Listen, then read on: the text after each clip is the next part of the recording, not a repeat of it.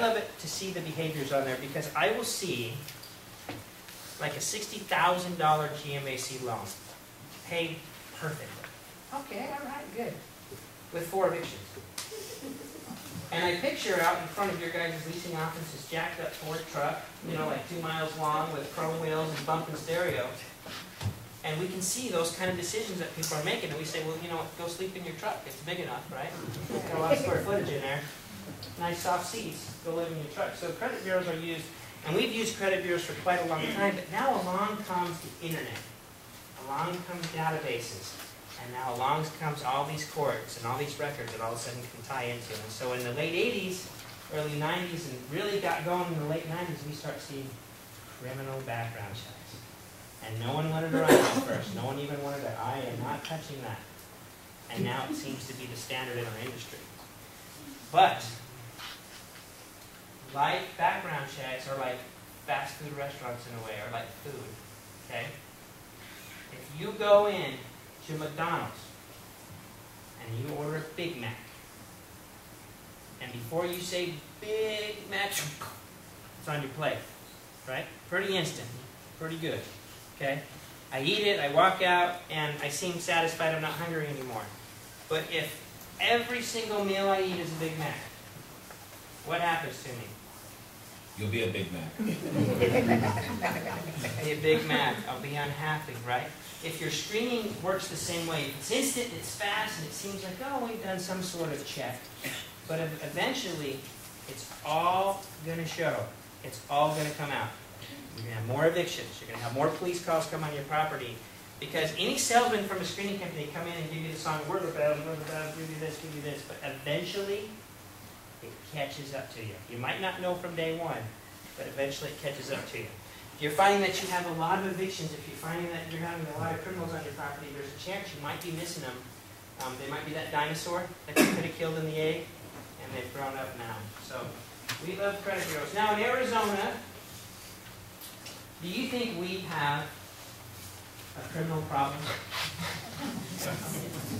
Yeah. Oh, come on. I live out in Gilbert. It's quiet. I open up my windows, and it's just nice out there. We have a problem here? Of course. Oh, yeah. Big one. Okay. We are usually in the top 5 of crimes per capita. Now, keep in mind that that's crime for the amount of people in Arizona. Who do you think the other 4 states in the top 5? And we just kind of jump around and change positions, but we're usually in the top 5. Can you tell me? California? New York. Texas? Nevada. New York. Florida. Florida? Florida, Texas, Arizona, California. I know we're opposite here. New Mexico, right? Border states. Now, there's a couple reasons I think that we have a problem here, and that we need to make sure we're really diligent on our screening here. Is for 2 reasons. One is January 3rd, 1 a.m. in the morning. 2 guys are sitting there by the fire, and the one says, "Dude, we're out of beer. We're out of beer. Let's run down to the convenience store and get more beer. I don't have any money. That's okay. Let's just go down, run in, grab it, and run out." Now, we're in Minnesota, right? In January, 1 a.m. in the morning, your guy says, "You crazy. I'm not going out in that freezing cold. I'd rather just go in my warm bed and go to sleep." Besides, once we get to the store and we take all the beer and we drive our car home, they're going to follow our snow tracks right back to our house. And I'm a really smart criminal, and I won't do that. Okay? Now, January, 1 a.m. in the morning here in Arizona. Shirt off, maybe? Taking the beer out of the convenience store? We're doing it in comfort, though, aren't we? Okay? So I think the weather, the Sun Belt state, allows us to commit crimes 24 hours a day, 7 days a week, 365 days a year.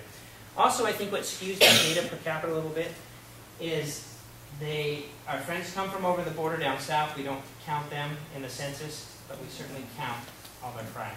And I think that comes across those southern borders too. So that's a couple reasons. But I want you to know, we have a criminal problem here in Arizona. We have it across the southern states in the United States. And I believe we have it nationwide.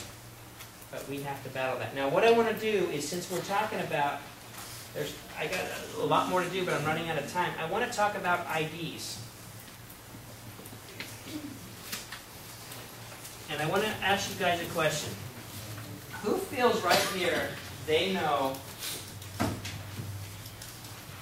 everything there is to know about an ID, and if someone comes in, they will know if it's fake? Do you guys get any kind of ID training from your management companies, or are we just so trusting that we don't think that we're going to be handed any kind of fake IDs? Everyone's just quiet on that? Okay? I want you to know most of the time you will not see a fake ID from the state that you're in.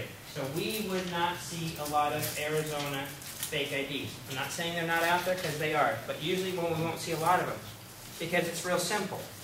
We can pull out ours and go, mine doesn't look like that. Mine doesn't look anything like that. So most of the time you'll see IDs. We see a lot of California, Texas, and a lot of New Jersey. I don't know if New Jersey is so easy to fake, or people just pick that state, but we see a lot of fake IDs coming out of those 3 states. Okay? So we have got to know what IDs look like. Now, how do you guys know that? I come from Missouri. I walk into your place, and I'm from Missouri. Here's my Missouri driver's license. Does anybody in here know what a Missouri driver's license looks like? I picked a good state, huh? Okay? But what about Alaska? What about New York? Do you think they make these IDs? I'm not kidding you. Down at the parking stop on 44th Street in Washington here, you can walk in and grab any state I want. Now, they don't look anything like the real one, but we wouldn't know that. Right? So how do we battle that? Every one of you guys should have this book right here in your top drawer. Okay? And what it is it's IDs across the 50 states, some out of Canada, some out of Puerto Rico, and these are the ones that the bars use.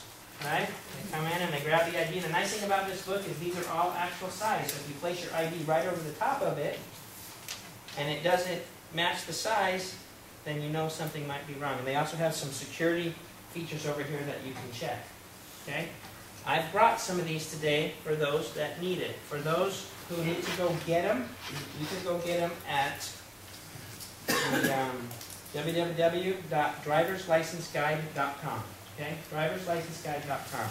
But for those of you who want one today, I brought some extra ones.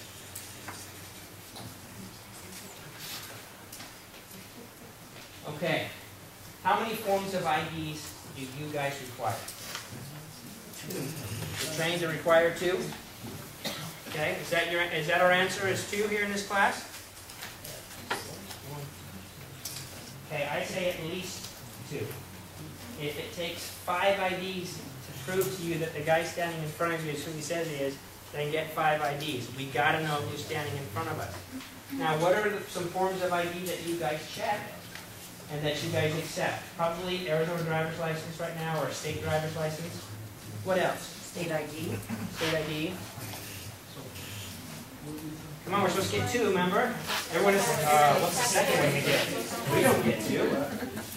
Social Security card. Raise a hand, honesty. Who gets a Social Security card here? Tim, they've all failed, I'm sorry. We have got to get a Social Security card. If you learn one thing from my presentation today, is get a Social Security card. Now, I don't carry mine with me. Every time I pull it in and out of my wallet, I am going to ruin my Social Security card. But I got to tell you, if I'm going to buy a car today, I'm going to probably make sure that I have my insurance with me, because the car lot, I know they're going to ask me for that. If I'm out shopping at an apartment community, and you guys stick to your guns and say, no, we need to see your Social Security card, then I'll have my Social Security card with me. I might not carry it with me all the time, but I need you guys to make a commitment to yourselves that only protects you. Now, why am I asking for a Social Security card? Some of you look at me going, there's no way we're going to ask for a Social Security card.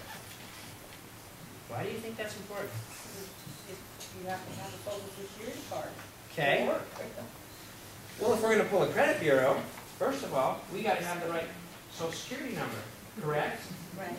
And anybody can pick 9 digits out of the air and throw it down on an application, correct? And we need to verify that, just as if we need to verify your name and your date of birth. Now, what we're seeing a lot of is mom and dad go out, load up the credit cards, file bankruptcy, ruin their credit, they can't get anything anymore. But I've got 2 and 3 Social Security cards still at my house because I had 2 or 3 kids, and Social Security cards are issued now when you were born, right? They weren't in my day. I got it when I was 14 years old. But right now, Social Security cards are issued because the IRS